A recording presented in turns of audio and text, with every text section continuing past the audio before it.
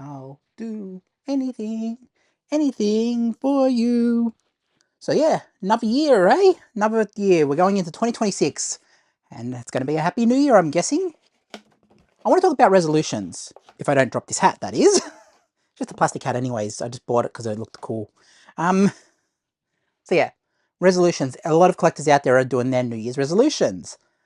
I have a New Year's resolution and I will tell you about it. So from the title of this video, it is not a clickbait title. So stick with me before you start commenting. I'll tell you why it's not clickbait. Now, I did a video recently talking about Jurassic Park. It was prompted by another collector, Collector Creations, I believe his name is. I always get the channel name wrong, but it's Julian's video. And he was talking about Jurassic Park. They re-released this on 4K again. And I did a whole video about what is the definitive release of Jurassic Park. Now, this one has, I believe, HDR10. The new one has Dolby Vision, but it doesn't have DTS audio, so it doesn't have the DTS. It has DTS X or whatever, but it doesn't have DTS as it was heard in cinemas, like the proper cinematic sound. And for me, I'm just like, if I'm going to go and buy Jurassic Park again, I want a definitive release. The same thing with Terminator. I know that they might do another Terminator at some point, another Terminator 2, because they messed this one up so badly. Now, people were in the comments of my last video and said, oh, that wasn't approved by Cameron. Now, a lot of us know what Cameron came out and said initially after this release came out on 3D. Yes, they were going from a 3D scan. They were not rescanning the negative. There were a lot of things done that were not directly overseen by Cameron. But Cameron still gave his approval of this release, and they changed colours, they took a lot of liberties. So this one, for me, I have to look at as approved by James Cameron. And that could do with a new 4K if they actually got it right and it was done by another company that doesn't do the Cameron changes. So, you know, like Studio Canal or something, like maybe Lionsgate. I know Lionsgate has a release of it. I'm just over this whole thing of recollecting. I'm just sick of buying the same 10 releases every time. Are they going to do another Terminator release? Are they going to do Titanic? Are they going to do another Dawn of the Dead like the individuals? I do have Dawn of the Dead, so I don't really need Dawn of the Dead again. But I am just over collecting. And so I'm stopping in 2026. And when I say I'm stopping, I'm talking more about the 4K side of it. If I still see the occasional one that I want, like I do want to get Rocky Horror Picture Show for my collection. I do want that one. So it'll be a decision where I'm like, I can justify buying that one. I don't know about going out and buying every 4K release that comes out. I just don't understand why I would do that. It got to this point with collecting where we know we're being viewed as money for these companies. And yes, it's always been money. This is marketing 101. If someone has a product and they say, hey, we got Lord of the Rings on 4K, we will sell you this for money. That's how marketing works. They market this to you, you buy it, they get paid. Now, what if that release is bad? And what if they say, oh, we're going to put some hazy things on there, or you do DNR? We're going to do another release in 2030, for example, clean up all those issues that you had as the internet, that we heard from Reddit you didn't like, and we're going to put it out again, the version you wanted. And then they'll find some way to mess up that release to say, oh, well, we got that one wrong, so we'll do the 2035 release with all the special features from over the years. The definitive release has every edition in there. I am just over being cashed in on. And when I go back and buy a Blu-ray or a DVD or something that's been out of print for a very long time, I know that I'm getting something that is essentially not going to be marketed upon again and again and again. Like I bought these the other week at Salvation Army or a Vinnie's, I don't remember where, but it's the entire series of Charmed, and I got them for like 20 bucks or something. And that's pretty cool. I think one of these is actually signed by Shannon Doherty. I don't remember exactly which one. But I saw those and I was like, cool. I want to have these in my collection. They're not coming out anymore. There's the Shannon Doherty one. I don't know who Laura and Amy are, but obviously Shannon Doherty signed that for Laura and Amy. So Laura and Amy, I've got your copy. What am I saying? I'm saying that yes, they'll probably put them out on Blu-ray. Don't get me wrong. They will put them out on Blu-ray. There will be endless caching until the end of time on TV shows. But what's wrong with the TV version? What is wrong with the version that it was made for TV, you know? Back in the day, it was made for 4x3 TV. So let's check. Full frame. So this was made for full frame TVs. is there really that much extra resolution in a standard definition? Now, with Friends, yes, with Friends, it was shot on film, I believe, so they can remaster that at 4K and it will look great. I just don't understand, like, this whole dilemma of, okay, they will find a way to put it out on 4K. Then you'll rebuy the 4K, but they will hold back some features, so you have to buy it again at a later point. I just am over it being marketed to. And I get that a lot of you will be like, this is sacrilege. What are you saying? You're still going to go out and buy a 4K. As I said, I want to add Rocky Horror Picture Show to my collection. I know it's out there. I might go and buy it. Now, that is something I have decided on, that I've done research into. I just don't know that I want to be running out the moment day one and being like, oh, well, I'll get it. I might wait for a year and then be like, oh, well, they haven't upgraded this version, so I'll go and buy it now. This is the dilemma of being a collector in 2026. You don't know when the right time is to buy. And a lot of you are going to do what I did at first. You're going to go out and buy every 4K Blu-ray that comes out the moment it drops. You're going to run into JB Hi-Fi and buy it. Or time a sale. Obviously, we all time sales. But here's the problem. At what point do you risk it going out of print? Now, there are stuff that's out of print. Like, I know that Old Boy, I think, is out of print at the moment. I think that one's went out of print recently. So, you know, if you didn't get this during the initial release, I think you can't get that one anymore. There was also another one where I was like, Home Alone was out of print, and I was looking at this at Christmas because I was like, oh, I didn't get around to watching it at Christmas, but I have watched it many times over the years, so it's not like I need to watch it religiously once a year. But I was going to watch Home Alone over Christmas, and I was looking at JB Hi-Fi because I was like, oh, I wonder what this one's going for these days. I thought it would have been like $12, and I would have been able to do a video saying, oh, well, Home Alone's pretty cool, and, you know, it's pretty cheap to get a 4K. They don't even put this out anymore. I mean, it's Fox, so I get it's Australia and Fox, I get that. The whole Disney pulling out of Australia, I get that. But Home Alone in JB Hi-Fi no longer available, out of print in Australia. That's kind of... I mean, come on, it's an all-time Christmas movie. So, this is what I'm getting to. I'm getting to that point where I'm just a bit over-collecting. And that's why I'm stopping collecting in 2026. I just feel like, as collectors, we are taken for granted. And I feel like we are all experiencing the same thing. Now, you might have a bigger collection than me. You might have a smaller collection. Who cares? Don't try to match my collection. You don't have to have every release known to man. I bought a lot of this when I was going, like, over the years. Like, when I was just buying stuff and every release that was coming out, I was buying pretty much. I put it together over many years. You don't have to match it. You don't have to have a collection like this. You don't have to. That's the beauty of having your own collection. That's the beauty of saying, you know what? I don't really need to have Ghost in the Shell in there. I don't need to have this Ghost in the Shell, the Scarlett Johansson version, which I still haven't watched. It's still sealed. I still haven't watched that version. I don't know if I would watch that version, honestly. I just bought it because I wanted it to go alongside the other Ghost in the Shell, the one I actually do like. And that one's still sealed as well, so I must have watched that last time on Blu-ray. But yeah, Ghost in the Shell on 4K. That's the good one, the major, you know? I mean, Scarlett Johansson did play the major, I guess, but this is the dilemma. Now, there is also another layer to this, and that is you're seeing things where you're seeing they will put out a Blu-ray release, for example, and say, oh, well, this will come out a year before anything else, a year or two before anything else, and then they'll go back and remaster it in 4K and go like, here's the 4K version. That's another thing that happens a lot in the collecting industry at the moment. They will say, no 4K on the horizon, you've only got this version, you will get this version or nothing else. And then you go and buy this version with that trust in saying, oh, well, okay, I guess this is the only version. I guess I have to buy that copy. And then they put out a new one. And that's where I'm like, I'm starting to see through it. And I'm just kind of getting a bit over it. Now, the stuff here, I've also got like Evangelion. Like, this one has come out so many times. This is a broken one. I just kind of held it together with gaffer tape back in the day. This was a really broken up case. Like, it was smashed to pieces when I got it. But even then, I was like, the label's still there, so I can see what it is. This is the Japanese release, by the way. This is the pre-release for America. Like, this is like something different, you know? This is the one you can't get anymore, I don't think. I think this one is so out of print now that it's not even truly available. You can see, like, there's a lot of damage in this case, by the way, so it's kind of just held together very carefully. But do you understand what I'm saying? Like, there is a dilemma with some of this stuff where, I mean, I'm happy with having this release. If I want to watch Evangelion, I've got the individual releases that have the English dub, the original English dub. And I also have the Netflix one, by all fairness. I have the Netflix releases. I have the volumes, so I have a bit of everything. But I'm just over it. Honestly, I'm just over it. And this is what I'm saying. Like, as a collector, I'm just over collecting.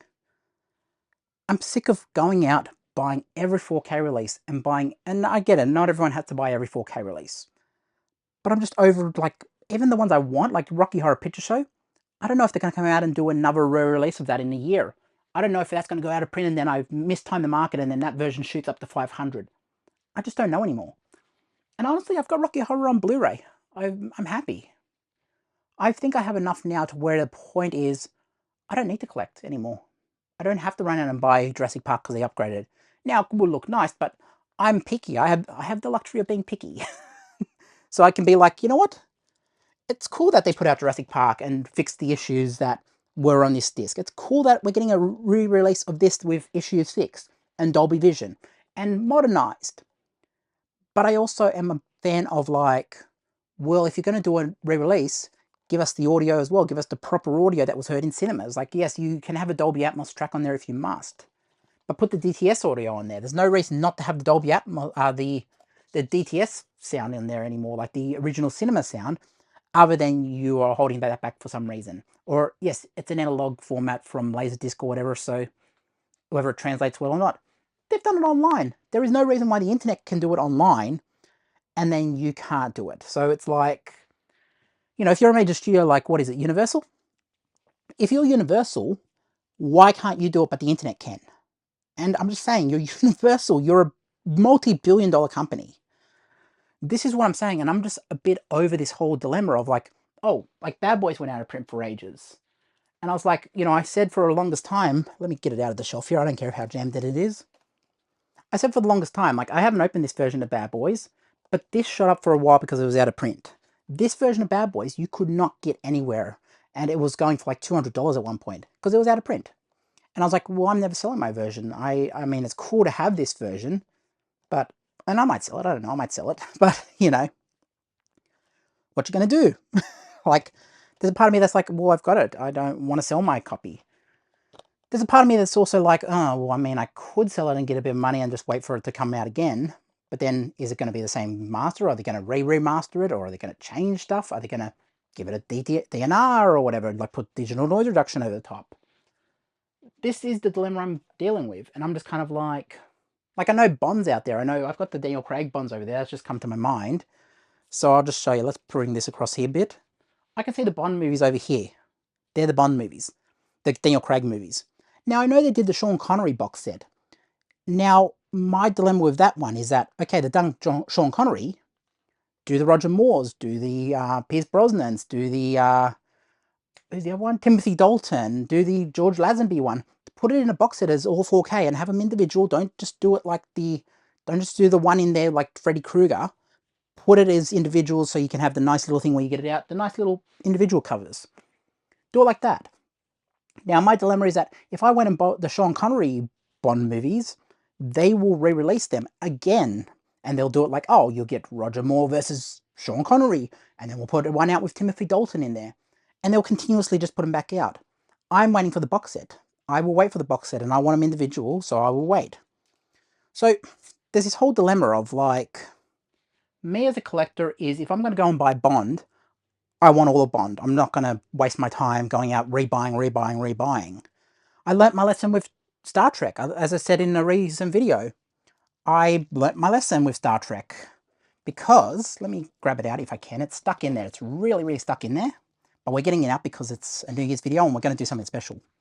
There's the Next Generation, by the way. The Next Generation came out with it. That's a pretty cool box set. But this is what I mean. They put the Next Generation out. They put this one out and then they put the one with 6 in there. So you'd have to buy the one with 6 in there and then the last 4. And then you'd have all of them. But this one left a gap in it because this one came out first. I learnt my lesson with that, and I was like, when they came out with this, I was like, okay, they got the individuals, I'm just going to have to buy the individuals now. And I have all the individual Star Treks, if I can get that glare off there. I have all the individual Star Treks, you know? And that's the same thing of why I didn't buy the book for Star Wars. Like, I know there was a book version. I could have had the book version of Star Wars that goes for like $500-$600 now. But when I bought Star Wars, I just bought the individuals because I was like, oh, well, I I want the optionality of, like, if they come out with A New Hope again, but 1977, it wasn't called A New Hope. If they come out with that one again, I want to be able to slip 1977 in beside it and fix the lineup, you know? Whereas the book, you don't have that luxury. Now, I have a book up here of Godzilla. I mean, I don't know if you can see it, but it's up the top there. I'm not going to get it down because it'll make everything else collapse. But you know what I'm saying? There is a dilemma of all this, of collecting, of at what point do I just give up? At what point do I have to keep collecting? I actually valued my Marvel collection, and I was doing values for my Marvel collection. Let's bring this real close because you're going to be able to see that Marvel collection. So, up to here, that's the end of the Marvel collection. I was valuing all this. I was valuing all the Marvel collection. And with this, I was like, oh, if I was to do this up MCU, I could probably value that for about $2,000 because I got Loki and Guardians and, I mean, what's the other ones here? I've got Hawkeye, WandaVision, Winter Soldier. So that would hold some value. If I did the whole Marvel collection and included like Spider-Man, the Punisher is out of print as well at the moment. So this is another dilemma. There's out of print in the Marvel collection as well. If you want to get all the Marvel collections, I know these two are out of print at the moment. You cannot get these from my understanding. So it's like this whole dilemma of like, everything is so inflated at the moment in collecting. And if you wanted them, you're out of luck because they're out of print now. And yes, I could sell mine, but I'm not selling my Marvel collection. I can tell you that right now. I'm not selling my Marvel collection. Or my DC collection. I don't care what people say about DC. I'm not selling my DC collection. But the stuff in my DC collection I haven't got. I haven't got Superman yet. Like, where is Superman? I have not got Superman yet. Superman's not here yet. I have not bought, what's it called? John Cena Season 2, what's his name? Peacemaker. I haven't bought Peacemaker Season 2. I haven't bought, there's a lot of things out there I haven't bought. I haven't bought the Penguin. And there's another thing, the Penguin's on Blu-ray, standard Blu-ray. If I'm going to go buy the Penguin, I want it on 4K, you know. Obviously, I want the 4K of the Penguin if I'm going to buy it. I'm just a bit over collecting, honestly. And yes, I know it's a Happy New Year. I know it's a Happy New Year, and I shouldn't be talking negative about collecting because it's a new year. And yeah, we're having a new year. Let's put on these glasses because they make me look smart. It's a new year, guys, and I'm just a bit over collecting. I really am. I'm just a little bit over it. Just a bit at that point where I've got enough. To quote Jim Carrey, I've done enough. I've got enough. I am enough. You know. I don't know if that's the exact quote. Don't ding me. I know might not be correct, but you get what I'm saying. I'm just a bit over this whole dilemma of run out of rebuy it now because we messed up the last release, so here it is fixed. As a collector, I should be able to say, like, and someone said it in my comment of my last video, there should be a trade-in program. But I would keep this anyways. I would keep this. But if someone bought this, there should be the option of like, oh, you can trade it in and you can get the new version for like $10 because, you know, it's updated now. But that's not how marketing works. That's not how money works. I'm over collecting. I'm really over it. And I'm not even saying that as a joke. I'm over it. I really am. I've sold so much of my collection so far, and I'm still selling parts of my collection. I have sold Dragon boxes. I have sold Dragon Ball Z. The steel books are individual 4x3s. So they're steel books, but it's Dragon Ball Z in 4x3. I looked at stuff like that in the Dragon boxes and being like, why am I holding the Dragon boxes? I am not actively watching the Japanese dub. When I watched Dragon Ball Z and, like, I watched Super in Japanese. Like, I watched Dragon Ball Super in Japanese when it was getting released. So that one I'm a bit more like, yeah, I'll just watch it in Japanese. I prefer the Japanese dub anyways. But with Dragon Ball Z, I grew up watching that on Cheese TV in Australia. I grew up watching, you know, the Faulkner score. So when I have my individual DVDs of Dragon Ball Z, they're the ones I tend to gravitate towards because that's the part I'm nostalgic for. You know, Linda Young, like, pop goes the weasel, ha ha ha ha, you know, that iconic not Sarah Connor, Linda Young laugh, you know, that iconic Frieza laugh. Then you have obviously Cell in there, and, you know, you have all these great series that are back in the day, and the DVDs I got are the original broadcast audio, so there's lines that are not in there that are in later releases, like, so if you really want, like, I think it's one of the lines, it's either, once again, you have underestimated the power of a true Saiyan warrior. I think that's not actually in the original audio for the DVDs. That came later, that was added in later. So there's little things like Dende says, Gohan, when Cell and the Kamehameha battle at the end of the Cell saga, Dende just says Gohan like Gohan, whereas in the later redub, it was like Gohan, like there's all more emotion in it. So there's little changes there, subtle. There's also, you know, the Namekian saga where it's like, don't piss off the god of love. That's like hilarious. But there's so much why I keep my DVDs, and I'm like, you know what, the DVDs are my definitive version. I do want the Japanese. I've got access to Japanese. If I want to watch it, I can stream it. But I don't really care for the Japanese Dragon Ball Z. Like, that's not the thing I'm nostalgic for. When I watch Dragon Ball Z, I'm just probably going to stream it if I want to watch it in Japanese anyways, because I'm waiting for that individual release where, and Funimation have it. It's got the original broadcast audio out there of Japanese, so the OBA. That has been recovered. It's been recovered of VHS tapes. I believe, it's not Sean Schimmel, what's the other guy? Chris Sabat. Chris Sabat has the audio.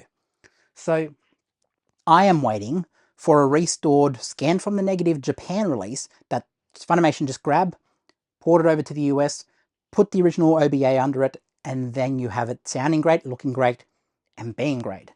And it's 4K. That's what I'm waiting for with Dragon Ball Z. If I'm going to recollect that, I was just hanging on to my Dragon boxes just on the off chance that they don't do it. But how often was I watching the Dragon boxes? Nil. And yeah, you know what I mean. Cena retired this year, you know? Cena retired. What a crazy one. Or last year. I don't know when I'm going to post this video. It might be New Year's Day, it might be New Year's Eve, but it's going to be around New Year anyway, so I don't know when I'm posting it. But anyways, are you getting a bit shitty with collecting as well? I'm a bit over it. Are you getting annoyed with it as well? I shouldn't have said that word. They might demonetize me. I don't know. I don't care. Yeah. This is a hobby, you know. This is a expensive hobby for some of us, but it makes us feel good. It makes us feel happy, and it's cool that I have a community around me who feel the same as me. Happy New Year, guys! I'll put back on the hat. We'll make it a bit funny for the end of the video. We'll do a little song and dance. I've got on my Hulk Hogan hat, so we'll get the title belt as well. We'll make Hulk Hogan more visible. Because we lost Hulk Hogan as well. Crazy. We lost Hulk Hogan, you know? We lost the Hulkster. I don't care what you say, but that man was iconic to wrestling. I mean, yes, he said some really out there stuff in later years, especially when he was talking about his daughter Brooke and her dating back in the day. I'm not going to go into the comments. We all know what he said. But, yeah, you can't deny what this man did for wrestling. I mean, he is on Mount Rushmore regardless of what he said. Like, he's an all-time, you know? Without Hogan, you wouldn't have wrestling as it is today. Like, he put wrestling on the map. Him and Flair. When Flair was doing the stuff for the Southern Territories, Hogan was the worldwide entity that got people watching wrestling. You know, the Mr. T from the original. I don't need to go into all the... I'll stay here talking for 5 hours about wrestling. But anyways, guys, are you a bit over collecting in 2026? Let me know down in the comments. I want to know what you have to say. And yeah, I might do one more video. I'll film one more video so you have something to watch, I don't know, in a couple of days. I don't know. I'll figure it out. Let me know what you think. Catch you in the next one. Peace.